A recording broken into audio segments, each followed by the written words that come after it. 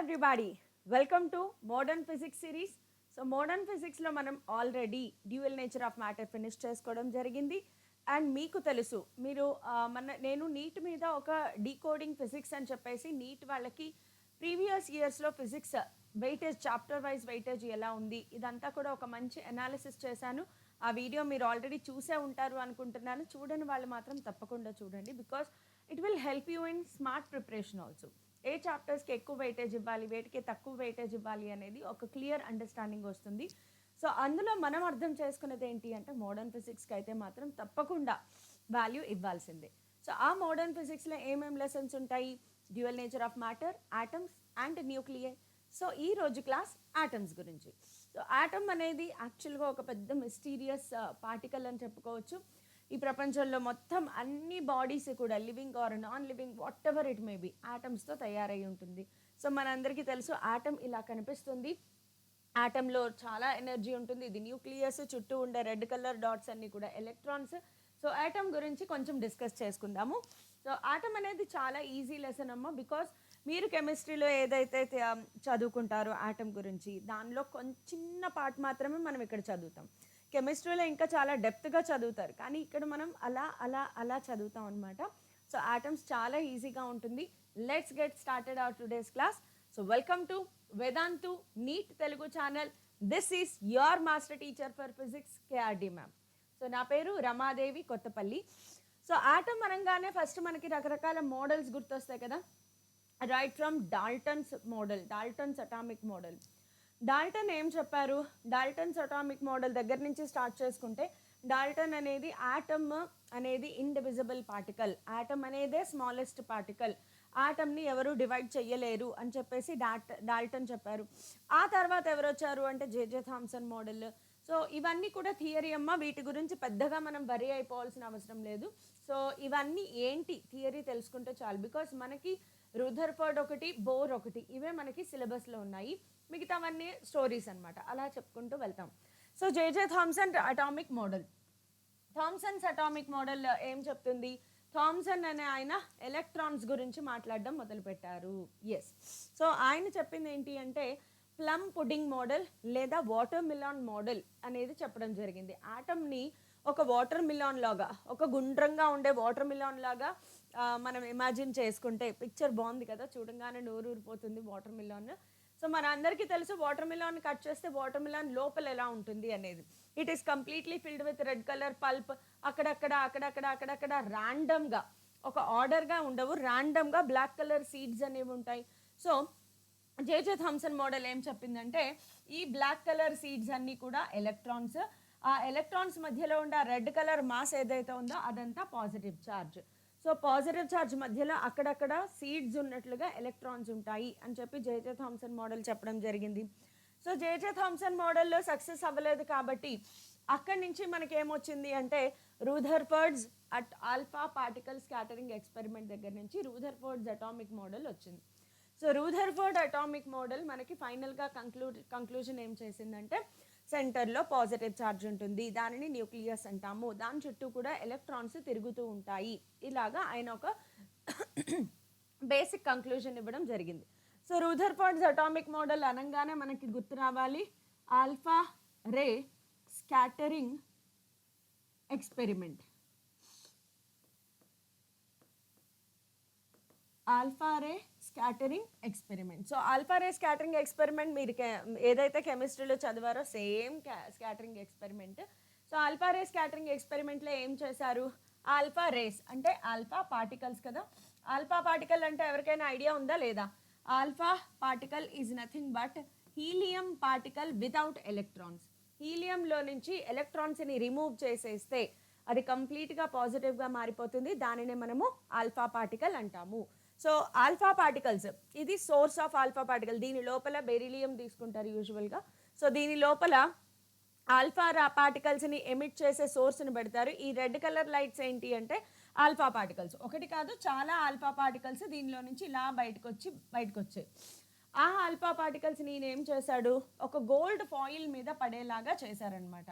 So gold foil ఎందుకు అంటే ఇది ఐడియల్ బెస్ట్ కండక్టర్ కాబట్టి గోల్డ్ ఫాయిల్ని చూస్ చేసుకోవడం జరిగింది.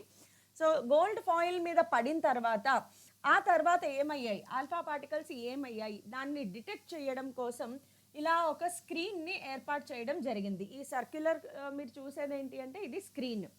సో ఆ స్క్రీన్ మీద సింటిలేషన్స్ ఫార్మ్ అవ్వడం ద్వారా ఈయన ఆ ఆల్ఫా పార్టికల్స్ గోల్డ్ ఫాయిల్ ద్వారా వెళ్ళిన తర్వాత ఏం జరిగాయి అనేది అబ్జర్వ్ చేయడం జరిగింది. So most of the alpha particles ఇక్కడ చూడండి, వచ్చిన ఆల్ఫా పార్టికల్స్ వచ్చినట్లుగా most of the alpha particles screen మీద హైయెస్ట్ నెంబర్ ఆఫ్ సింటిలేషన్స్ ఇక్కడ కనిపించాయి. అంటే most of the alpha particles travelled without any deviation. So చాలా వరకు వితౌట్ ఎనీ డీవియేషన్ ట్రావెల్ అయిపోయాయి. కొన్ని ఆల్ఫా పార్టికల్స్ కొద్దిపాటి డీవియేషన్, లైట్గా డీవియేట్ అయ్యాయి. చాలా కొద్దివి ఎక్కువ అమౌంట్ ఆఫ్ డీవియేషన్ అయ్యాయి. చాలా చాలా చాలా లెస్ అమౌంట్లో, వెరీ లెస్ అమౌంట్లో, అప్రాక్సిమేట్గా 1 or 2 అని చెప్పుకోవచ్చు, వచ్చిన దారిలో వచ్చినట్లుగా వెనక్కి రిఫ్లెక్ట్ అవ్వడం జరిగింది. సో దీనిని బట్టి ఇప్పుడు ఆల్ఫా పార్టికల్ అంటే ఏం చెప్పాను, ఆల్ఫా పార్టికల్ అనేది పాజిటివ్లీ చార్జ్డ్ పార్టికల్. ఒక పాజిటివ్లీ చార్జ్డ్ పార్టికల్ హ్యాపీగా దాని దారిలో వెళ్తుంది. దానిని తప్పని వెనక్కి పంపించాలి అంటే రిపల్షన్ జరగాలి, అవునా? ఒక పాజిటివ్ చార్జ్డ్ పార్టికల్ని రిపెల్ అయ్యేలా చేసేది ఎవరు, ఇంకొక పాజిటివ్ చార్జ్ అంటే అలా కంక్లూడ్ చేశాడనమాట ఆయన. సో ఒక ఆటమ్ లోపల ఒక పాజిటివ్ ఛార్జ్ అనేది ఉంది. ఆ పాజిటివ్ ఛార్జ్ ఆటమ్ అంతా స్ప్రెడ్ అవ్వలేదు. బికాజ్ ఆటమ్ అంతా స్ప్రెడ్ అయి ఉంటే మొత్తం అన్ని ఆల్ఫా పార్టికల్స్ రిపెల్ అయిపోవాలి కదా. ఆటమ్ అంతా స్ప్రెడ్ అవ్వలేదు. ఆటమ్ మొత్తంలో ఎక్కడో చిన్న పోర్షన్లో మాత్రమే ఆ పాజిటివ్ ఛార్జ్ అనేది ఉంది. మిగతా పోర్షన్ ఆఫ్ ఆటమ్ అంతా కూడా most of the part of the atom is empty, vacant. Okay, space అనమాట, వాక్యూమ్ ఫిల్అప్ అయి ఉంది. చూసారా, అసలు నేచర్లో ఎన్ని అద్భుతాలు ఉంటాయి అని అనిపిస్తుంది. ఆటమ్ అనేది మన కంటికి కనిపించనంత చిన్న సైజులో ఉంటుంది. దాని లోపల ఎక్కడో సెంటర్లో న్యూక్లియస్ ఉంటుంది. ఆ న్యూక్లియస్కి ఆటమ్కి మధ్యలో కూడా బోల్డ్ అంతా వాక్యూమ్ ఫిల్అప్ అయి ఉంది అని చెప్తున్నారు. ఆ వాక్యూమ్ లోపల ఎలక్ట్రాన్స్ అనేవి తిరుగుతూ ఉంటాయి అనేది ఇలా వచ్చిన కంక్లూజన్ అనమాట. సో ఇందులో మనము కొంచెం జాగ్రత్తగా అబ్జర్వ్ చేస్తే కనుక ఇందులో కొన్ని పాయింట్స్, కొన్ని డెఫినేషన్స్ వస్తాయి మనకి. సో చూడండి, ఇందాక ఏదైతే మనం చెప్పుకున్నామో అదే ఇక్కడ వస్తుంది. సో మోస్ట్ ఆఫ్ ది, నేను థియరీ పార్ట్ రాయట్లేదు బికాజ్ మీకు థియరీ అనేది ఏ బుక్లో అయినా దొరుకుతుంది, లేదా మీకు థియరీ అనేది కెమిస్ట్రీలో కూడా చదువుతారు. సో ఆల్ఫా రే స్కాటరింగ్ ఎక్స్పెరిమెంట్కి వచ్చేసరికి ఇది ఎక్స్పెరిమెంట్. ఆల్ఫా పార్టికల్ అంటే పాజిటివ్లీ చార్జ్డ్ హీలియం. హీలియంలో ఎలక్ట్రాన్స్ రిమూవ్ చేసేస్తే వచ్చేదే మనకి ఆల్ఫా పార్టికల్. సో గుర్తుపెట్టుకోండి, ఆల్ఫా పార్టికల్ అనేది పాజిటివ్లీ చార్జ్డ్ పార్టికల్. సో ఈ ఆల్ఫా పార్టికల్ని గోల్డ్ ఫాయిల్ మీద నుంచి వెళ్ళేలా చేసినప్పుడు most of the alpha particles have reached the screen without any deviation. Some of them have got deviated with angle less than 90 degrees. Some of them have got deviated with angle greater than 90 degrees. Very few alpha particles have traced their path back.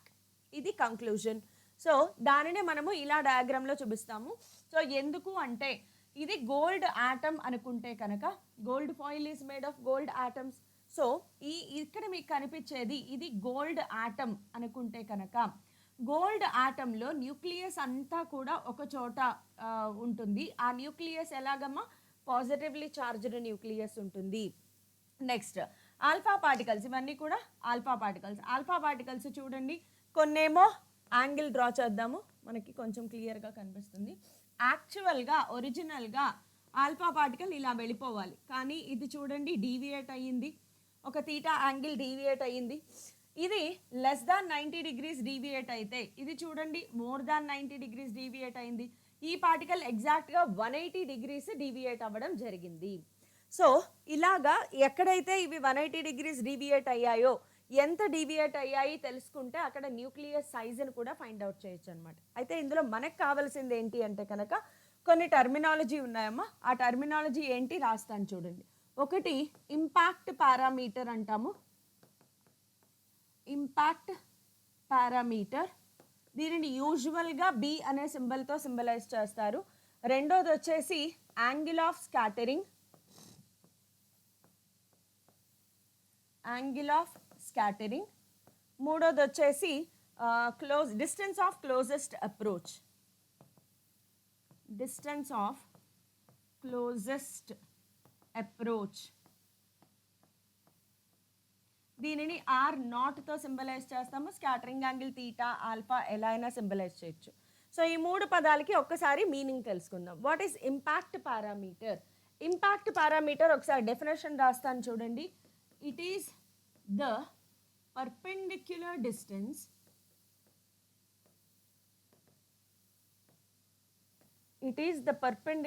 Distance to the initial direction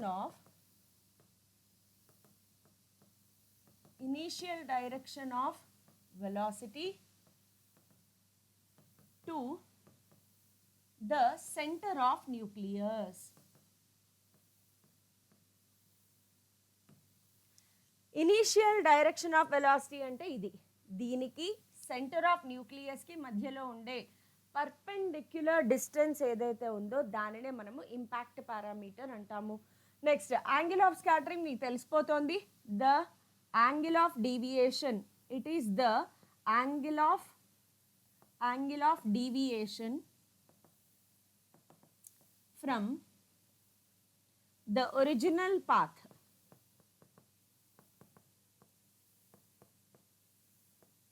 of alpha ray. Alpha ray ఏదైతే వెళ్తుందో దాని original path నుంచి ఎంత పక్కకి వెళ్ళిపోయింది దానినే మనము angle of scattering అంటాము. Angle of scattering can be less than 90 degrees, greater than 90 degrees and it can be equal to 180 degrees also. Distance of closest approach చాలా సింపుల్, పేరులోనే ఉంది. డిస్టెన్స్ ఆఫ్ క్లోజెస్ట్ అప్రోచ్ అంటే ఏం లేదమ్మా, ఎంత దగ్గరగా వచ్చి వెనక్కి వెళ్ళిపోయింది. సో ఈ డిస్టెన్స్ ఏదైతే ఉందో దీనినే మనము డిస్టెన్స్ ఆఫ్ క్లోజెస్ట్ అప్రోచ్ అంటాం. ఆల్ఫా పార్టికల్ ఎంత దగ్గరగా న్యూక్లియస్కి వచ్చి ఎంత క్లోజ్గా న్యూక్లియస్కి వచ్చి 180 degreesలో వెనక్కి వెళ్ళిపోయింది. ఆ క్లోజెస్ట్ డిస్టెన్స్నే మనము డిస్టెన్స్ ఆఫ్ క్లోజెస్ట్ అప్రోచ్ అంటాము. ఈ డిస్టెన్స్ ఆఫ్ క్లోజెస్ట్ అప్రోచ్ని మనం క్యాలిక్యులేట్ చేయొచ్చు. అలాగే వెలాసిటీ ఆఫ్ ఆల్ఫా పార్టికల్ని ఇవన్నీ కూడా మనం క్యాలిక్యులేట్ చేయొచ్చు. సో ఇక్కడ ఒక చిన్న కాన్సెప్ట్ ఏంటి అంటే కనుక ఇక్కడ ఏం జరుగుతోంది మనం ఒకసారి అబ్జర్వ్ చేస్తే, ఇనీషియల్గా ఆల్ఫా పార్టికల్ కొంత వెలాసిటీతో ట్రావెల్ అయింది.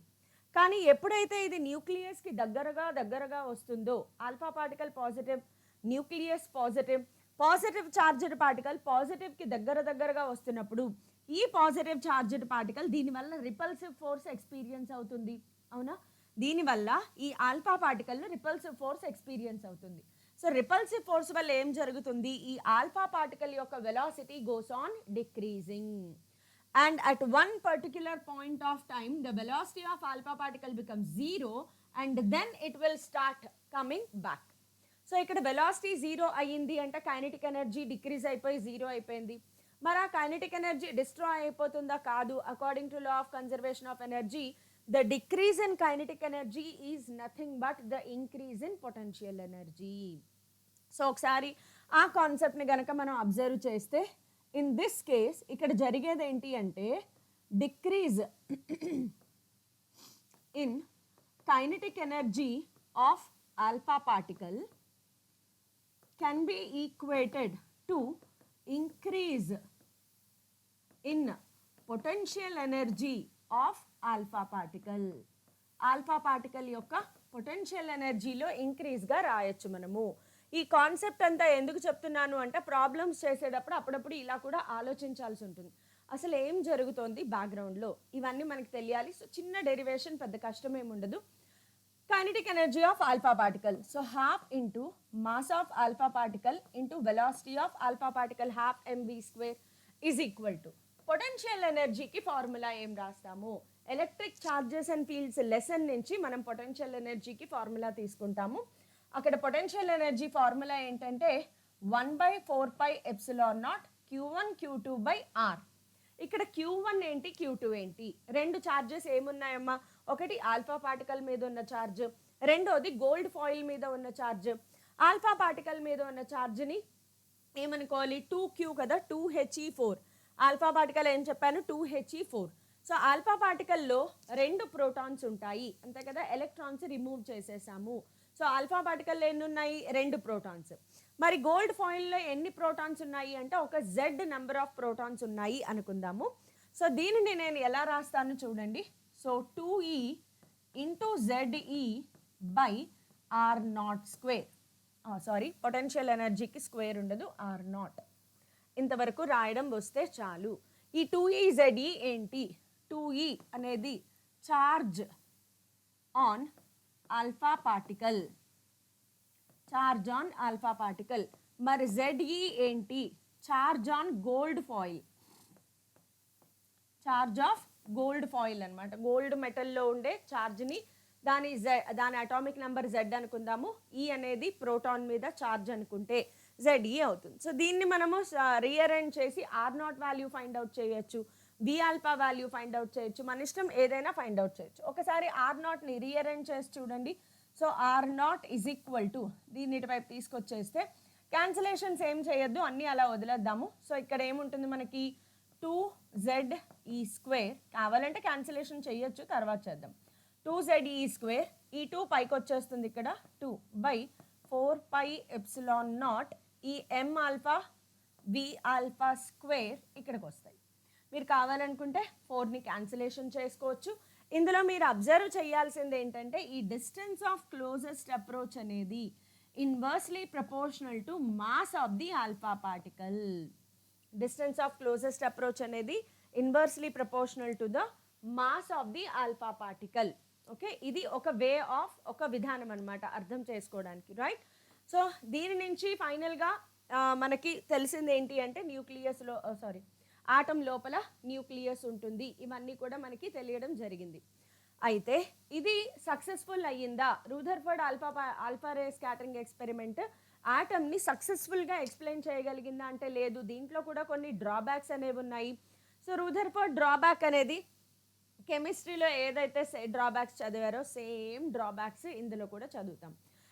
ఈయన చెప్పిన దాని ప్రకారము ఎలక్ట్రాన్స్ అనేవి ఆర్బిటాల్లో గనక ఎలక్ట్రాన్స్ అనేవి న్యూక్లియస్ చుట్టూ తిరుగుతున్నప్పుడు అవి కంటిన్యూస్గా ఎనర్జీని కోల్పోతూ వచ్చి న్యూక్లియస్లో కొలాప్స్ అయిపోవాలి. But that is not happening. So దానికి ఎవరు మనకి ఎక్స్ప్లెనేషన్ ఇచ్చారు అంటే Rutherford has given the explanation. Okay, so Rutherford అనేది బోర్ ఎక్స్ప్లెనేషన్ ఇవ్వడం జరిగింది. So let us go to bores atomic model of hydrogen like atoms. So bore atomic spectrum ఏం చెప్పింది? ఎలక్ట్రాన్స్ అనేవి ఉత్తినే సింపుల్గా న్యూక్లియస్ చుట్టూ తిరగవు. ఒక particular energy levels which are called orbitals, షెల్స్లో తిరుగుతూ ఉంటాయి. ఆ షెల్స్కి ఒక ఎనర్జీ ఉంటుంది. సో ఆ ఎనర్జీ కాన్స్టెంట్గా ఉండడం వల్ల ఎలక్ట్రాన్స్ తిరుగుతూ ఉంటాయి. సో బోర్స్ అటామిక్ మోడల్ అనేది న్యూక్లియస్ అనేది సెంటర్లో ఉంటుంది. ఇది న్యూక్లియస్, పాజిటివ్లీ చార్జ్డ్ న్యూక్లియస్. దాని చుట్టూ ఎలక్ట్రాన్స్ ఒక పర్టిక్యులర్ ఆర్బిట్స్లో తిరుగుతూ ఉంటాయి. ఎలా పడితే అలా కాదు, పర్టిక్యులర్ ఆర్బిట్స్లో తిరుగుతూ ఉంటాయి. ప్రతి ఆర్బిట్కి ఒక ఎనర్జీ కూడా ఉంటుంది. ఇది మనకి బోర్స్ హైడ్రోజన్ లైక్ ఆటమ్స్కి ఆయన ఇచ్చిన ఎక్స్ప్లెనేషన్. మిగతాదంతా మీరు కెమిస్ట్రీలో చదివిందే సేమ్. అయితే మనకి ఇక్కడ కొన్ని క్యాలిక్యులేషన్స్ అవసరం. రేడియస్కి, వెలాసిటీకి ఇవి కొన్ని క్యాలిక్యులేషన్స్ ఉంటాయి. అవి చేస్తే చాలు, సూపర్గా మనకి ఈజీగా అర్థమైపోతుంది. ఒకటి ఏంటి అంటే బోర్ ఇలా తిరిగేటప్పుడు ఏం చెప్పాడు? యాంగ్యులర్ మొమెంటమ్ అంటే ఏంటి? MVR. యాంగ్యులర్ మొమెంటమ్ అంటే ఏంటమ్మా? MVR is equal to NH/2π. First conclusion ఈయన ఇచ్చింది MVR is equal to NH/2π. అంతే కదా. N is equal to, ఇక్కడ N అంటే ఏం తీసుకుంటాము? N is equal to 1 2 3 4 and so on. N అనేది ఇంటీజర్గా తీసుకుంటాము. So the angular momentum MVR is the integral multiple of H/2π. ఇది ఒక కంక్లూజన్ నేను ఇచ్చాడు, దీనిని మనం యూజ్ చేసుకుంటూ ఉంటాము. ఇక్కడ నుంచి రేడియస్ కూడా ఫైండ్ అవుట్ చేయొచ్చు.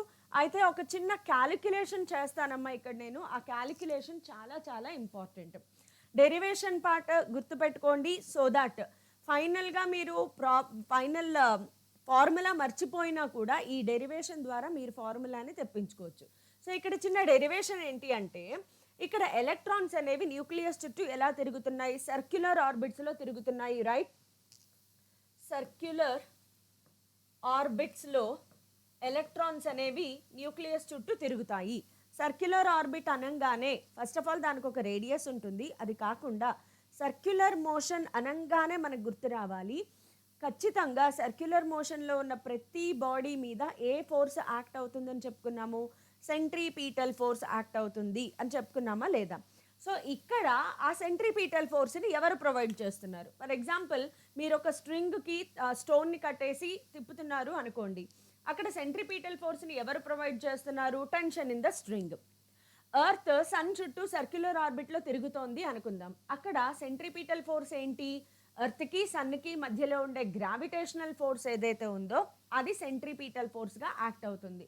మరి ఇక్కడ ఎలక్ట్రాన్స్, ప్లానెటరీ మోడల్ కదా ఇది, ఎలక్ట్రాన్స్ న్యూక్లియస్ చుట్టూ తిరగడానికి సెంట్రిపీటల్ ఫోర్స్గా ఎవరు యాక్ట్ అవుతున్నారు అంటే చూడండి, ఇక్కడ ఎలక్ట్రాన్ అనేది నెగిటివ్లీ చార్జ్డ్ పార్టికల్, న్యూక్లియస్ అనేది positively charged particle.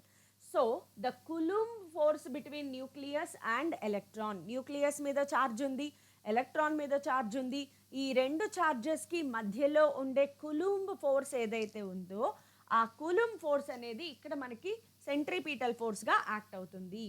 So centripetal force, F centripetal force is equal to F కులుంబ్ force. ఇది కులుంబ్ ఫోర్స్ అనమాట. సో కులుంబ్ ఫోర్స్ ఎవరెవరికి మధ్యలో ఉంటుంది? న్యూక్లియస్కి ఎలక్ట్రాన్కి మధ్యలో ఉంటుంది, గుర్తుపెట్టుకోండి. సెంట్రిపీటల్ ఫోర్స్కి ఫార్ములా ఏంటి? mv²/r. సెంట్రిపీటల్ ఫోర్స్కి formula mv²/r is equal to Coulomb force ఎవరెవరి మధ్యలో. కులుంబ్ ఫార్ములా గుర్తుందా? Coulomb's law electric charges and ఫీల్డ్స్లో వస్తుంది మనకి 1/4πε0 q1 q2/r². So 1/4πε0 q1 q2 ఏంటి? Charge on nucleus, charge on electron. Charge on nucleus అంటే ఏంటి? న్యూక్లియస్లో ప్రోటాన్స్ ఉంటాయి, న్యూట్రాన్స్కి ఛార్జ్ ఉండదు. ఎన్ని ప్రోటాన్స్ ఉంటాయి? జెడ్ నెంబర్ ఆఫ్ ప్రోటాన్స్ ఉంటాయి. న్యూక్లియస్లో జెడ్ నెంబర్ ఆఫ్ ప్రోటాన్స్ ఉంటాయి. సో న్యూక్లియస్ మీద ఛార్జ్ ఎంత? ఇది తెలుసుకోవడం important. Charge on nucleus, charge on nucleus ఎంత అంటే జెడ్ ఇంటూ ఈ అమ్మ. ఈ అనేది ఒక్కొక్క ప్రోటాన్ మీద ఛార్జ్ అయితే దాంట్లో టోటల్గా జెడ్ నెంబర్ ఆఫ్ ప్రోటాన్స్ ఉంటాయి. సో ఛార్జ్ ఆన్ న్యూక్లియస్ అంతా Z E. Charge on electron, charge on electron దానిని ఈగా తీసుకుంటాం, బికాస్ ప్లస్ మైనస్ డిఫరెన్స్ అంతే. Charge on proton, charge on nucleus value ఎంత? 1.6 × 10⁻⁻19 కూలుంబ్. ప్లస్ మైనస్ డిఫరెన్స్ ఉంటుంది. మనం ఎలాగో ఫార్ములాలో రాసేటప్పుడు ప్లస్ మైనస్లు తీసుకోము, మ్యాగ్నిట్యూడ్ మాత్రమే తీసుకుంటాం. సో Q1 ప్లేస్లో జెడ్ ఇంటూ ఈ, Q2 ప్లేస్లో ఈ బై ఆ రేడియస్ r² అనుకుందాం. నాకు రేడియస్కి ఫార్ములా కావాలి అంటే రేడియస్ ఫార్ములా ఫైండ్ అవుట్ చేయొచ్చు, వెలాసిటీకి ఫార్ములా కావాలంటే వెలాసిటీకి ఫార్ములా ఫైండ్ అవుట్ చేయొచ్చు. ఏదైనా ఇక్కడ మనం ఫైండ్ అవుట్ చేసుకోవచ్చు. అన్నీ ఒక్కొక్కటి చేద్దాం. ఫస్ట్ రేడియస్కి ఫైండ్ అవుట్ చేద్దాం. ఒక r క్యాన్సిల్ అయిపోతుంది ఇక్కడ మనకి. సో ట్రాన్స్పోజ్ చేయండి, r ఇక్కడికి వస్తుంది కదా, r ఇజ్ ఈక్వల్ టు ఇదేమైంది? ZE²/4πε0 ఇలాగే ఉంటుంది. ఈ mv² ఇక్కడ ట్రాన్స్పోజ్ అవుతుంది. అయితే నాకు వెలాసిటీ కూడా వద్దు, వెలాసిటీని కూడా మార్చేయాలి అనుకుంటే ఎస్, ఇక్కడి నుంచి చూడండి, from mvr is equal to nh/2π, mvr is equal to nh/2π. ఇక్కడ నుంచి వెలాసిటీని తీసుకొచ్చి ఇక్కడ సబ్స్టిట్యూట్ చేస్తాము, ఇక్కడ నుంచి వెలాసిటీని తీసుకొచ్చి ఇక్కడ సబ్స్టిట్యూట్ చేస్తారు. So v is equal to nh/2π into mr. Okay, so ఈ వెలాసిటీని తీసుకొచ్చి ఇక్కడ సబ్స్టిట్యూట్ చేయండి. కొంచెం పెద్దగానే వస్తుంది, బట్ డోంట్ వరీ, మీరు డెరివేషన్ చేస్తూ ఉంటే అదే అలవాటు అయిపోతుంది. r is equal to ZE²/4πε0 m అలాగే ఉంటుంది. v² ప్లేస్లో nh/2πmr². Okay, 2πmr². ఇదంతా సాల్వ్ చేసుకోండి, మనకు ఆన్సర్ వస్తుంది. బట్ మోస్ట్ ఇంపార్టెంట్ కంక్లూజన్ ఏంటి అంటే కనుక r² కదా, r మళ్ళీ ఇక్కడికి వస్తుంది, r ఇవన్నీ ఇటువైపు ట్రాన్స్పోజ్ అవుతాయి, ట్రాన్స్పోజిషన్ చెయ్యాలి మళ్ళీ. సో ఫుల్గా ట్రాన్స్పోజిషన్ చేయండి. ట్రాన్స్పోజిషన్ చేస్తే కనుక మనకి రేడియస్కి ఒక కంక్లూజన్ అయితే వస్తుంది. r is equal to ZE² ఇక్కడ మనకి π² ఇది అయితే ఫుల్గా రాస్తాను ఉండండి, కన్ఫ్యూజన్ లేకుండా ఫుల్గా చేద్దాం. ఓకే, సో ఒకసారి స్టెప్ వేద్దాము. 4πε0 m into n² h²/4π² m² r². Okay, so ఇందులో పై స్క్వేర్ కాబట్టి ఒక పై మాత్రమే క్యాన్సిల్ అవుతుంది, 4 క్యాన్సిల్ అయిపోతుంది. సో మళ్ళీ ఇవన్నీ కూడా ట్రాన్స్పోజ్ చేయాలి. మీకు ట్రాన్స్పోజ్ చేస్తే R is equal to ZE square M square. Okay, ఒక ఎమ్ కూడా క్యాన్సిల్ అయిపోయింది, సారీ, ఒక ఎమ్ కూడా క్యాన్సిల్ అయిపోతుంది. ఇదంతా మీరు బట్టి కొట్టక్కర్లా, జస్ట్ చెయ్యడం రావాలంతే, బట్టి కొట్టాల్సిన అవసరం లేదు, జస్ట్ చెయ్యడం రావాలి. సో ఎమ్ ఆర్ స్క్వేర్ పైకి వెళ్తాయి, కింద ఏమేమి మిగిలాయి చూసుకోండి అమ్మా. ఎన్ స్క్వేర్, పై కూడా పైకి వస్తుంది, ఈ పై కూడా ట్రాన్స్పోజ్ అవుతుంది. N square, h square, epsilon naught, ఇవి కింద మిగిలాయి మనకి. ఓకే, మళ్ళీ ఆర్ స్క్వేర్లో ఆర్ క్యాన్సిల్ అవుతుంది కదా, మళ్ళీ r is equal to transpose చేయాలి. ఆర్ ఇజ్ ఈక్వల్ టు ఇవన్నీ ఇటు వస్తాయి, n square, h square, epsilon naught by ZE square m pi. Okay, so ఇవన్నీ అవసరం లేదు, మీకు గుర్తుపెట్టుకోవాల్సిన అవసరం లేదు. బట్ చాలా ఇంపార్టెంట్ కంక్లూజన్ ఏంటంటే r is inversely proportional to mass. ఇది ఇందాక కూడా మనం ప్రూవ్ చేసాం, గుర్తుందా? Radius of the orbital is inversely proportional to mass of alpha particle. ఇందాక కూడా సేమ్ ప్రూవ్ చేసాము, ఇప్పుడు కూడా చూడండి మీకు సేమ్ వస్తుంది. R is proportional to 1/m. Okay, so R is proportional to 1/m అనేది చాలా ఇంపార్టెంట్ కంక్లూజన్. ఓకే, సో ఇలాగ మనము ఆర్ వచ్చింది కదా, ఇక్కడ నుంచి వెలాసిటీ కూడా ఫైండ్ అవుట్ చేయొచ్చు, కైనెటిక్ ఎనర్జీ ఫైండ్ అవుట్ చేయొచ్చు. బికాజ్ వెలాసిటీ వి స్క్వేర్ని ట్రాన్స్పోజ్ చేయండి, ఇక్కడ నుంచి వి స్క్వేర్ని ట్రాన్స్పోజ్ చేసి రాయండి. To find kinetic energy, to find kinetic energy. So kinetic energy కావాలి అంటే కైనెటిక్ ఎనర్జీ ఫార్ములా ఏంటి? Half m v square. So half m into v square ప్లేస్లో మళ్ళీ మనము ఇక్కడ నుంచి రాస్తాం చూడండి. V square is equal to ZE square by 4πε0 mr. Okay, we square is equal to ZE square by 4πε0 mr. Okay, m cancel అయిపోతాయి మనకి, 4 2s are 8. So ZE square by 8πε0 r. ఇది కైనెటిక్ ఎనర్జీకి ఫార్ములా. కైనెటిక్ ఎనర్జీ ఫార్ములా వచ్చింది, సరే మనం total energy కూడా find out చేసేద్దామా? Kinetic energy వచ్చినప్పుడు పొటెన్షియల్ ఎనర్జీని కూడా క్యాలిక్యులేట్ చేస్తే total energy is equal to kinetic energy plus potential energy. So to find next ఏంటి అంటే to find potential energy. Potential ఎనర్జీకి ఎలక్ట్రిక్ చార్జెస్ అండ్ ఫీల్డ్స్ లెసన్లో నుంచి ఫార్ములా ఏంటంటే 1/4πε0 Q1 Q2 by R, right? కాకపోతే మైనస్ సింబల్ ఉంటుంది. So potential energy is equal to -1/4πε0. Q1 Q2 ఏంటి? Charge on nucleus, charge on electron. Because ఎవరికి మనం energy calculate చేస్తున్నాము? న్యూక్లియస్, దాని చుట్టూ తిరిగే ఎలక్ట్రాన్ గురించి మాట్లాడుకుంటున్నాం. సో ఒక చార్జ్ ఆన్ న్యూక్లియస్, ఇంకొక charge on electron by r మాత్రమే ఉంటుంది ఇక్కడ. ఓకే, సో మళ్ళీ దీన్ని చూస్తే U is equal to -ZE square by 4πε0 r. ఇది పొటెన్షియల్ ఎనర్జీకి ఫార్ములా. పొటెన్షియల్ ఎనర్జీ వచ్చేసింది, కైనెటిక్ ఎనర్జీ వచ్చేసింది. So I can happily calculate total energy of the electron orbiting in the nucleus. So total energy of the orbit or the electron ఏ ఆర్బిట్లో తిరుగుతుందో దాని total energy. So total energy is equal to potential energy plus kinetic energy. Potential energy ఎంత? -ZE square by 4πε0 r plus kinetic energy ఎంత? ZE square by 8πε0 r. మీరు ఇక్కడ ఒకసారి observe చేస్తే ZE square by 4πε0 r common తీసేస్తే మీకు -1 plus 1/2 వస్తుంది. Check చేసుకోండి కావాలంటే. ZE square by 4πε0 r common తీసేస్తే ఇక్కడ -1 ఉంటుంది, ప్లస్ ఇక్కడ 1/2 కామన్ ఉంటుంది చూడండి, అంటే -1/2 మిగిలింది. సో మళ్ళీ దీన్ని మల్టిప్లై చేస్తే -ZE స్క్వేర్ బై 8πε0 r అనేది టోటల్ ఎనర్జీ. ఇక్కడ ఒక షార్ట్ కట్ మెథడ్ చెప్తాను చూడండి. ప్రాబ్లమ్ సాల్వింగ్ టెక్నిక్ అనుకోండి, షార్ట్ కట్ మెథడ్ అనుకోండి, చాలా ఇంపార్టెంట్. ఒక షార్ట్ కట్ నేర్చుకుందాం ప్రాబ్లమ్స్ చేసేటప్పుడు. Because most of the problems energy మీద ఖచ్చితంగా ప్రాబ్లమ్స్ వస్తాయమ్మా మనకి. సో షార్ట్ కట్ ఏంటి ఇక్కడ అంటే కనుక, షార్ట్ కట్ ఒక్కసారి అబ్జర్వ్ చేస్తే టోటల్ ఎనర్జీ చూడండి, టోటల్ ఎనర్జీని కైనెటిక్ ఎనర్జీని మీరు ఒకసారి అబ్జర్వ్ చేస్తే just plus minus symbol difference ఉంది అంతే, right? So total kinetic energy is equal to minus of total energy అని రాస్తే సరిపోయిందా లేదా? Kinetic energy is equal to minus of total energy. Kinetic energy value total energy value సేమ్గా ఉంటుంది, కాకపోతే total energy వాల్యూకి మైనస్ సింబల్ పెడతాము, kinetic energy వాల్యూకి plus symbol పెడతాము, దాట్స్ ఇట్. నెక్స్ట్ ఇంకొకసారి అబ్జర్వ్ చేయండి, పొటెన్షియల్ ఎనర్జీని మీరు 1/2తో మల్టిప్లై చేస్తే టోటల్ ఎనర్జీ వచ్చిందా రాలేదా? అంటే total energy is equal to 2 times of potential energy అని రాయొచ్చా? Total energy is equal to 2తో దాన్ని మల్టిప్లై చేయండి, ఆన్సర్ వస్తుంది.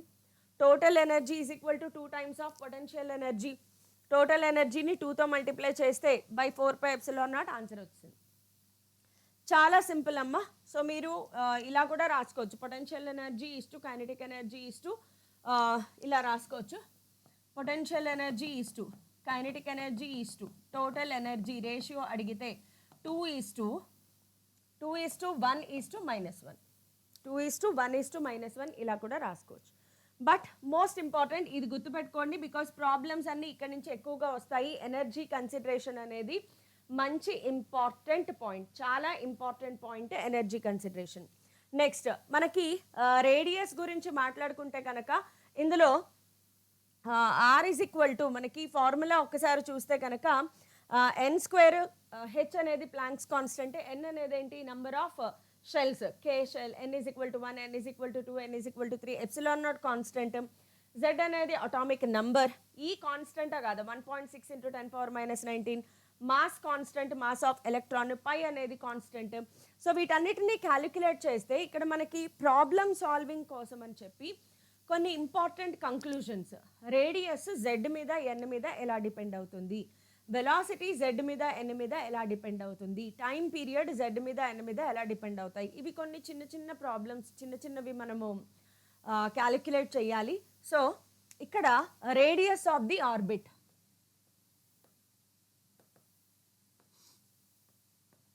రేడియస్ ఆఫ్ ది ఆర్బిట్ గురించి ఒక్కసారి మనం డిస్కస్ చేసుకుంటే కనుక r is equal to 0.529. So radius of the orbit in radius of the particle in nth orbit మనకి ఫార్ములా ఎక్కడి నుంచి వస్తుంది?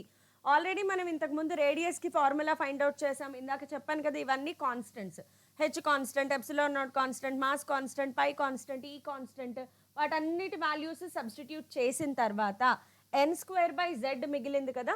సో ఆ వాల్యూస్ అన్నీ సబ్స్టిట్యూట్ చేస్తే స్టాండర్డ్ వాల్యూ ఎంత వచ్చిందంటే 0.529 ఇంటూ, మీరు ఇక్కడ చూసుకుంటూ రాసుకోవచ్చు, ఏమి కన్ఫ్యూజన్ లేదు, n²/z. సో 0.529 ఇంటూ n²/z, దీనినే అప్రాక్సిమేట్గా 0.53 ఇంటూ n²/z అని రాస్తాము. ఇది ఒక very important formula, radius of the nth orbit, radius of the nth orbit.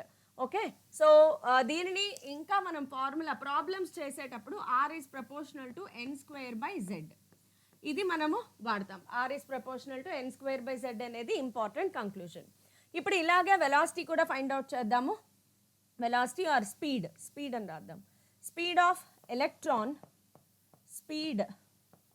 Electron in nth orbit, nth ఆర్బిట్లో తిరిగే పార్టికల్ యొక్క స్పీడ్. వెలాసిటీకి ఇది కూడా మీరు ఏం బట్టి కొట్టక్కర్లేదు, ఇందాక మనం డెరివేషన్లో velocity is equal to NH/2πmr calculate చేసామా.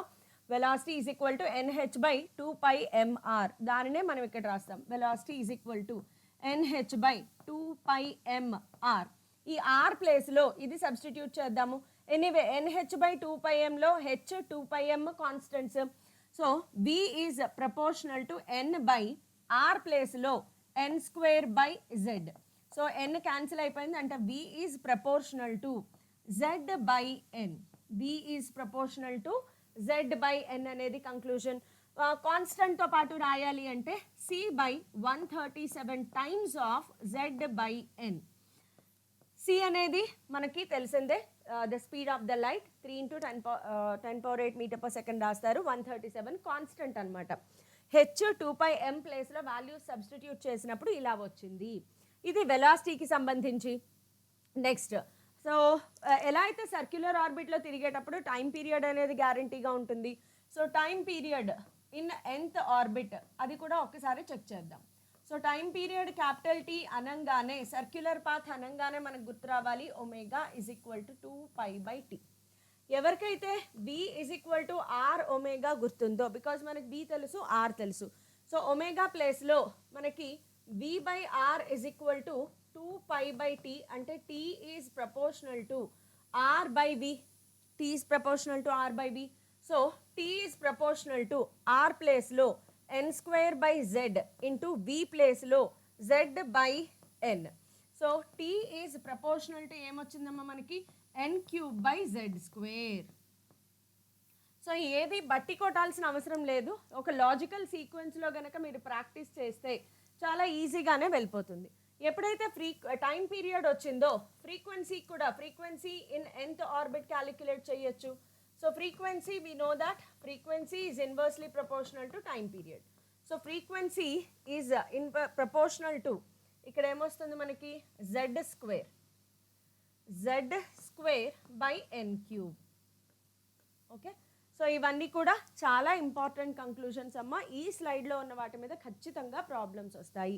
వీటన్నిటిలోనూ మీకు తెలియాల్సింది ఏంటంటే z అనేది అటామిక్ నెంబర్, n అనేది the orbital number, nth orbit. Okay, n is equal to 1 2 3 ఉంటాయి కదా మనకి, అవి కూడా ఒకసారి డిస్కస్ చేసుకుందాము.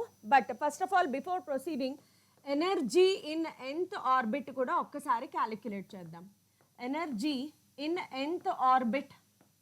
So energy in nth orbit calculate చేస్తే వచ్చిన వాల్యూ ఇది మీకు ఆల్రెడీ కెమిస్ట్రీలో కూడా తెలిసే ఉంటుంది. -13.6 into z²/n² electron volts. So ఇది ఒక స్టాండర్డ్ ఫార్ములా, బట్టి వేసేయండమ్మా. -13.6 z²/n². యాజ్ యూజువల్ z అనేది అటామిక్ నెంబర్, n అనేది మనకి ద ఆర్బిటాల్ నెంబర్. దీంట్లో క్యాలిక్యులేషన్ కూడా చూడండి, మనకి చాలా ఈజీగా ఉంటుంది. చేంజ్ ఇన్ ఎనర్జీ కూడా క్యాలిక్యులేట్ చేయొచ్చు. ఇక్కడ నుంచి ΔE కావాలి. ΔE అంటే ఏంటి? ఎలక్ట్రాన్ ఒక ఆర్బిట్ నుంచి ఇంకొక ఆర్బిట్కి జంప్ అవ్వచ్చు. హయ్యర్ ఎనర్జీ లెవెల్ నుంచి లోవర్ ఎనర్జీ లెవెల్ నుంచి హయ్యర్ ఎనర్జీ లెవెల్కి ఎలక్ట్రాన్ అనేది జంప్ అవుతుంది. ఇలా జంప్ అయినప్పుడు ఫోటాన్స్ రిలీజ్ అవుతాయి. ఫోటాన్స్ అంటే ఏంటి? ఫోటాన్స్ రిలీజ్ అవుతాయి లేదా అబ్జర్బ్ అవుతాయి అంటే ఎనర్జీ. సో కొంత అమౌంట్ ఆఫ్ ఎనర్జీ అనేది రిలీజ్ అవుతుంది లేదా కొంత అమౌంట్ ఆఫ్ ఎనర్జీ అనేది అబ్జర్బ్ అవుతుంది. దానినే మనము స్పెక్ట్రల్ లైన్స్గా డిఫైన్ చేసుకుంటాం. బోర్ దానినే స్పెక్ట్రల్ లైన్స్గా, ఎమిషన్ స్పెక్ట్రమ్, అబ్జార్ప్షన్ స్పెక్ట్రమ్ అనేవి ఇక్కడి నుంచే వచ్చాయన్నమాట. సో స్పెక్ట్రల్ లైన్స్ అనే వాటిని డిఫైన్ చేసినప్పుడు మనకి చేంజ్ ఇన్ ఎనర్జీ వస్తుంది. ఒకసారి దీనికి సంబంధించి డయాగ్రామ్ కూడా డ్రా చేద్దాము. n ఈజ్ ఈక్వల్ టు 1తో స్టార్ట్ చేద్దాము. నెక్స్ట్ ఇది n ఈజ్ ఈక్వల్ టు 2 అనుకోండి. Next n is equal to 3. కొంచెం పైకి వెళ్ళే కొద్ది దగ్గరగా వెళ్తూ ఉంటాయి కదా. n is equal to 4, n is equal to 5 and so on. ఇలాగా మనకి లైన్స్ ఇన్ఫినిటీ దాకా ఉంటాయి. ఎంతైనా మనం గీసుకోవచ్చు. సో ఇప్పుడు ఎలక్ట్రాన్ అనేది ఎక్కడి నుంచి ఎక్కడికైనా జంప్ చేయొచ్చు. n ఈజ్ ఈక్వల్ టు 2 నుంచి n ఈజ్ ఈక్వల్ టు 1కి జంప్ చేయొచ్చు. 3 నుంచి 1కి జంప్ చేయొచ్చు. ఇన్ఫినిటీ నుంచి జంప్ చేయొచ్చు. ఇక్కడి నుంచి ఇక్కడికి పైకి వెళ్ళొచ్చు. అబ్జార్ప్షన్, ఎమిషన్ రెండు జరగచ్చు కదా. సో ఇప్పుడు ఇక్కడి నుంచి ఇక్కడికి జంప్ అయినప్పుడు ఇది కొంత ఎనర్జీని రిలీజ్ చేస్తుంది. ఇక్కడ నుంచి ఇక్కడికి వెళ్ళినప్పుడు ఎనర్జీని అబ్జార్బ్ చేస్తుంది. సో ఎంత amount change in energy, what is the difference in energy? ఆ ఎనర్జీని క్యాలిక్యులేట్ చేయడానికి formula -13.6 z² into 1/n1² minus 1/n2². ఒకవేళ ఫ్రీక్వెన్సీ టర్మ్స్లో కనుక అనాలిసిస్ చేయాలి అంటే we know that E is equal to h nu అంటే ΔE is equal to h nu రాసుకోవచ్చు. So new అనేది ఏంటి? ఫ్రీక్వెన్సీ. దాన్ని కూడా ఇక్కడ సబ్స్టిట్యూట్ చేయొచ్చు. h nu is equal to -13.6 z² into 1/n1² minus 1/n2². ఇవన్నీ మనకి చాలా ఉపయోగపడతాయి. ఫ్రీక్వెన్సీ అడిగినా కూడా ఎనర్జీ క్యాలిక్యులేట్ చేసి బై/h చేస్తే సరిపోతుంది. సో ఎనర్జీ క్యాలిక్యులేషన్లో మోస్ట్ ఇంపార్టెంట్ మీరు గుర్తుపెట్టుకోవచ్చు first of all ground n is equal to 1 for హైడ్రోజన్కి క్యాలిక్యులేట్ చేద్దామా? In case of hydrogen calculate చేసి పెడదాము సో దట్ మీకు కంఫర్టబుల్గా ఉంటుంది. సెపరేట్గా రాద్దాం. Just a minute. In case of hydrogen atom, because Bohr hydrogen వరకు డిస్కస్ చేయగలిగాడు. హైడ్రోజన్ అనగానే గుర్తు రావాలి Z is equal to 1, E is equal to -13.6 Z²/n²లో హైడ్రోజన్ ఆటమ్కి ఎనర్జీ వచ్చేప్పటికి -13.6 Z ప్లేస్లో 1 అవుతుంది n². ఇప్పుడు మనము స్టాండర్డ్ వాల్యూస్ రాసి పెట్టుకుంటాం చూడండి, చాలా ఇంపార్టెంట్ ఇది. అంటే మీరు క్యాలిక్యులేషన్ అప్పటికప్పుడు చేసుకోకూడదా? ఎస్ చేసుకోవచ్చు, కానీ దానికన్నా గుర్తు పెట్టుకోవడం అనేది చాలా important. n is equal to 1, n is equal to 2, n is equal to 3, n is equal to 4, n is equal to 5 and so on infinity వరకు ఉంటాయి. n ఈజ్ ఈక్వల్ టు 1 అనేది ఏంటి? Ground state. n is equal to 2 first excited state, second excited state, third excited state. పేర్లు గుర్తుపెట్టుకోండి. Next ఈ n is equal to 1 పెట్టినప్పుడు energy value ఎంతమ్మా? -13.6 electron volts. Next n is equal to 2 పెట్టండి. ఇక్కడ n is equal to 2 పెడితే కనుక 4 అవుతుంది. 4 3 టైమ్స్. సో ఇక్కడ E is equal to E1 E2 అనుకుందాం. E2 is equal to -3.4 electron volts వస్తుంది.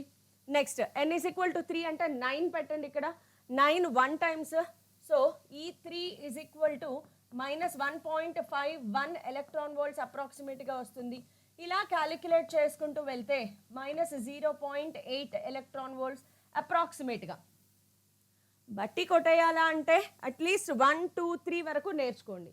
అంతకంటే ఎక్కువ వెళ్తే ఇక్కడ n ఈజ్ ఈక్వల్ టు 4 పెడతారు, 16 అవుతుంది. సో అలా క్యాలిక్యులేట్ చేసుకుంటూ కూడా వెళ్ళొచ్చు. ఇవి ఎందుకు అంటే, ఫర్ ఎగ్జాంపుల్ ఎలక్ట్రాన్ ఇక్కడి నుంచి ఇక్కడికి జంప్ చేసింది, ఎంత ఎనర్జీ రిలీజ్ అయ్యింది, ఇది మైనస్ ఇది చేస్తాము. So have you understood? So ఇలా ఎలక్ట్రాన్స్ జంప్ చేయడాన్ని బట్టే in case of hydrogen atom మనకి బోర్ స్పెక్ట్రల్ లైన్స్ అనేవి ఇవ్వడం జరిగింది. సో బోర్స్ స్పెక్ట్రల్ లైన్స్ మీకు ఐడియా ఉండే ఉంటుంది. సో బోర్స్ స్పెక్ట్రల్ లైన్స్ తెలుసు కదా, Lyman series, Balmer, Paschen, Brackett, Pfund. ఈ మూడు మీకు ఆల్రెడీ తెలుసు. సో ఇది గ్రౌండ్ స్టేట్. గ్రౌండ్ స్టేట్ అంటే ఏంటమ్మా? n ఈజ్ ఈక్వల్ టు 1తో స్టార్ట్ అవుతుంది. n is equal to 1 ground state, n is equal to 2 first excited state, n is equal to 3 second excited state, n is equal to 4 third excited state. ఇలా ఉంటాయి మనకి. So ఈ Lyman సిరీస్లో n is equal to 2 నుంచి drop అవ్వచ్చు, infinity నుంచి కూడా drop అవ్వచ్చు. ఇందులో largest wavelength, smallest wavelength అనేవి ఒక్కసారి తెలుసుకోవాలి. సో లార్జెస్ట్ వేవ్ లెంత్ ఎలాగా, స్మాలెస్ట్ వేవ్ లెంత్ ఎలా క్యాలిక్యులేట్ చేస్తారు చెప్తాను.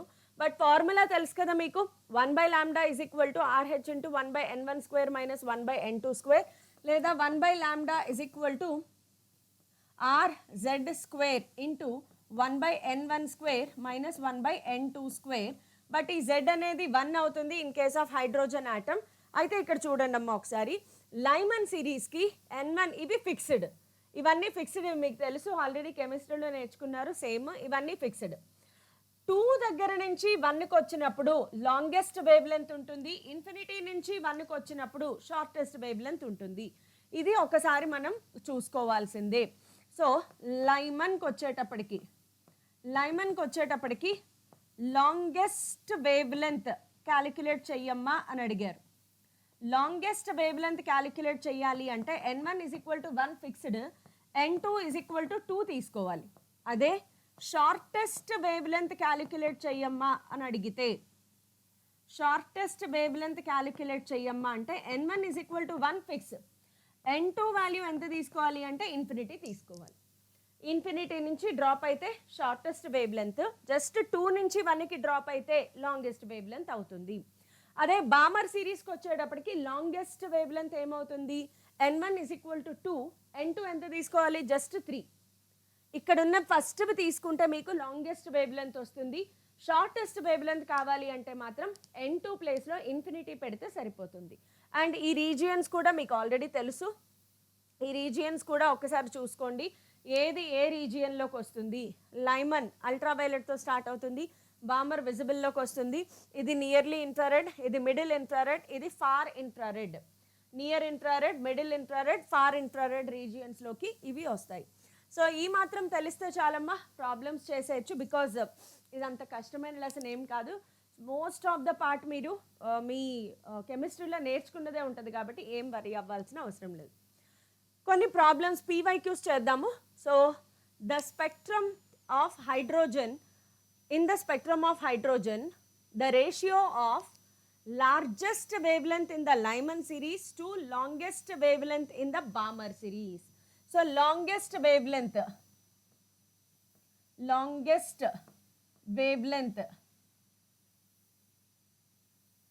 LNGTH in Lyman series తో స్టార్ట్ చేద్దాం.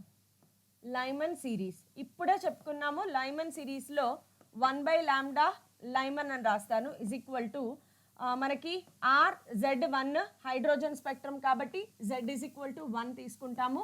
1/N1 స్క్వేర్ ప్లేస్లో 1 స్క్వేర్ మైనస్ 1/2 స్క్వేర్. లైమన్ గుర్తుంది కదా, లాంగెస్ట్ అంటే ఏం చెప్పాను, 1 నుంచి 2కి. So 1/λL is equal to R into 1/1 minus 1/4.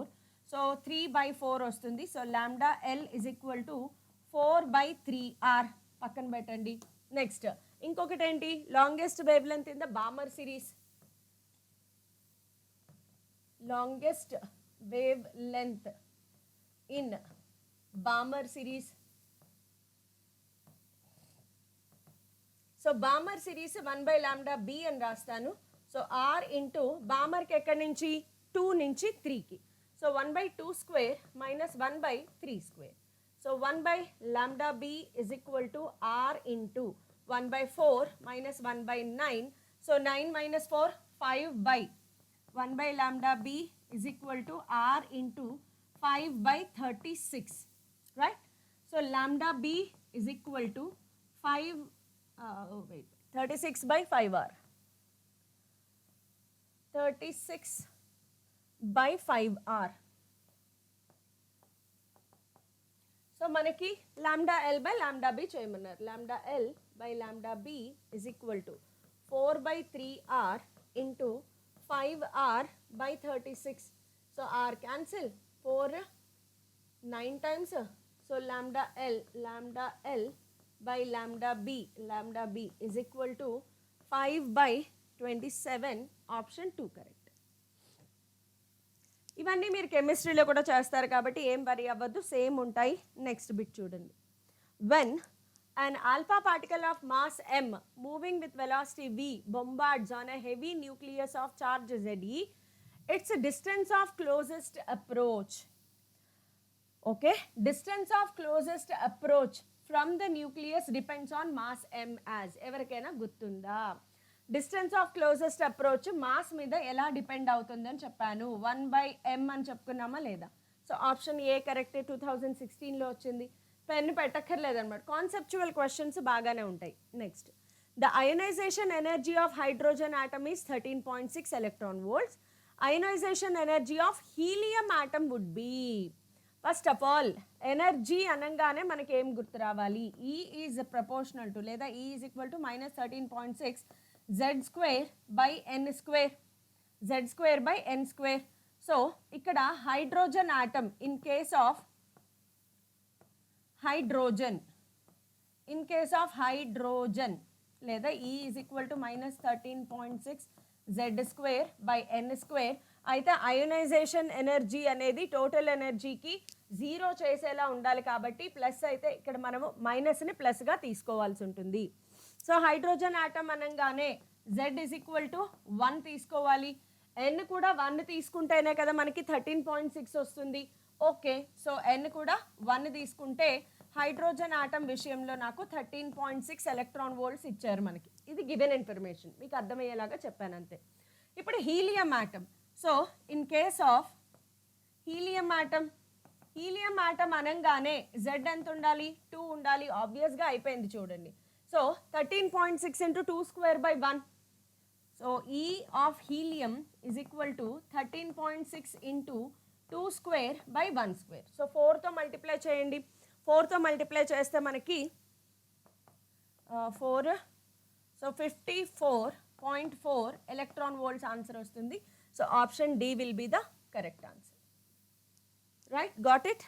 Next, the total energy of an electron in an atom in an orbit is minus 3.4 electron volts. Okay, its kinetic energy and potential energies are respectively. ఇక్కడ ఒక short cut method ఉంది, ఒక long method కూడా ఉంది. మనకి తెలుసు kinetic energy is equal to minus of total energy and potential energy 2 times of మనకి potential energy is equal to 2 times of total energy, right? So kinetic energy ఇది మనకి తెలిసిన concept. So kinetic energy is equal to minus of total energy. -3.4కి minus పెడితే +3.4, ఇక్కడ ఉంది అంటే ఈ రెండు ఆప్షన్ ఎలిమినేషన్లో పోయాయి. Next, potential energy 2 times 6.8. So this is the correct answer. Potential energy negative ఉండాలి కదా, so fourth is wrong answer. ఇలా కాకపోయినా కూడా షార్ట్ కట్ మెథడ్ ఏంటి చెప్పనా, ఈ రెండింటిని యాడ్ చేస్తే నాకు టోటల్ ఎనర్జీ కావాలా వద్దా? Because total energy is equal to potential energy plus kinetic energy. ఈ రెండింటిని యాడ్ చేస్తే ఇది వస్తుందా? రాదు. ఈ రెండింటిని యాడ్ చేస్తే ఇది వస్తుందా? రాదు. ఈ రెండింటిని యాడ్ చేస్తే రాదు. ఈ రెండింటిని యాడ్ చేస్తేనే వస్తుంది. So C is correct answer. So shortcut method follow అవ్వచ్చు, లేదా మీకు తెలిసిన కాన్సెప్చువల్ మెథడ్ అయినా అప్లై చేయొచ్చు. Next, the total energy of an electron in the ground state of hydrogen atom is minus 13.6 electron volts. The kinetic energy of electron in the first excited state ఎంత? ఇక్కడ మీకు గుర్తుంటే గనక n is equal to 1 ground state, n is equal to 2 first excited state, n is equal to 1 minus 13.6 electron volts minus 3.4 electron volts. గుర్తుందా లేదా? Kinetic energy in the first excited స్టేట్లో total energy -3.4 అయినప్పుడు kinetic energy +3.4. Direct answer, very much direct answer. That's it. Next, the total energy of an electron in the first excited state of hydrogen atom is -3.4. It's kinetic energy in this state. ఆ స్టేట్లోనే దాని kinetic energy ఎంత? ఆబ్వియస్గా total energy -3.4 ఉన్నప్పుడు kinetic energy +3.4. So all conceptual bits చూడండి, మీకు same concept మీద 2005, 2019, 2007, 2005 అన్నిట్లోనూ సేమ్గా అడిగారు క్వశ్చన్. సో ఒక రిపీటెడ్ మోడల్ అనమాట. Next, which of the following transitions in hydrogen atom emits the photon of highest frequency?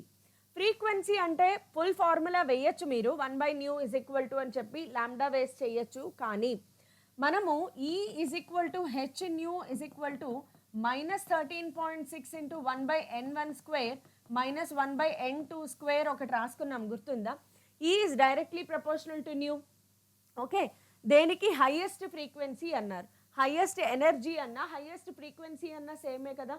So ఇప్పుడు మీరు ఏం చేస్తారంటే option verification. First n is equal to 2, n is equal to 1 పెట్టి check చేయండి.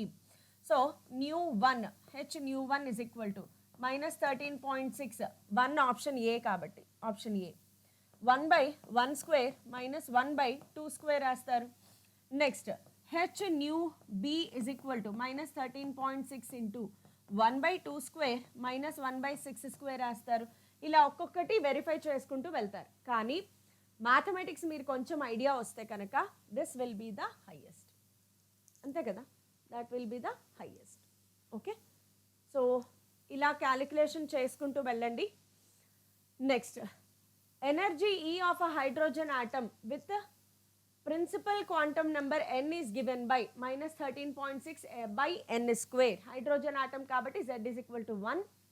The energy of photon ejected when an electron jumps from n is equal to 3 to n is equal to 2 state of hydrogen is approximately. Electron ఎక్కడి నుంచి ఎక్కడికి jump చేసిందమ్మా? n is equal to 3 నుంచి n is equal to 2. ఆబ్వియస్గా ఒకసారి n ప్లేస్లో 3 పెడతారు, n ప్లేస్లో 2 పెడతారు, ఆ రెండింటిని సబ్ట్రాక్ట్ చేస్తారు. లేదు డైరెక్ట్గా కావాలి అనుకుంటే n is equal to 3 value ఎంతమ్మా?